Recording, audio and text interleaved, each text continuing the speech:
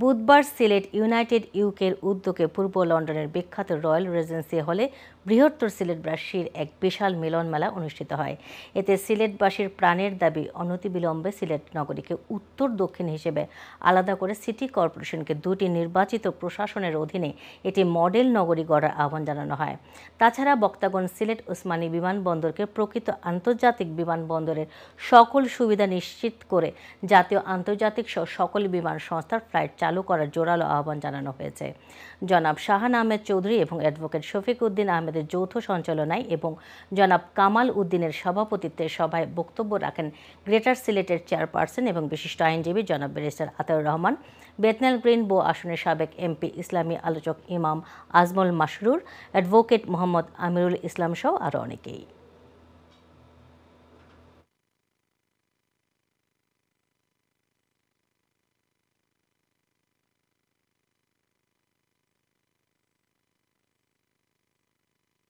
কতগুলা দাবি আসলে এই ধরনের করে হইতো না। আগামীতে আমরা যে আরও বড় হরি কোনো আন্দোলনের ডাক লাগে, কোনো বয়কট করা লাগে, ইনশাল্লাহ বিমানের এই বয়কট করা লাগবো।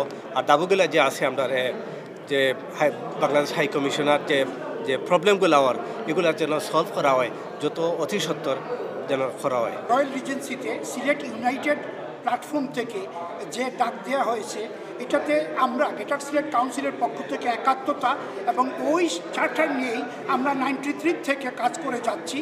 আজকে সিলেট ইউনাইটেড যে প্রোগ্রামটি করেছে এটা প্রশংসার দাবিদার। এটা সিলেটের লাখ লাখ মানুষের প্রবাসীদের দাবি। সিলেট আন্তর্জাতিক বিমানবন্দর এটা আমাদের দীর্ঘদিনের দাবি।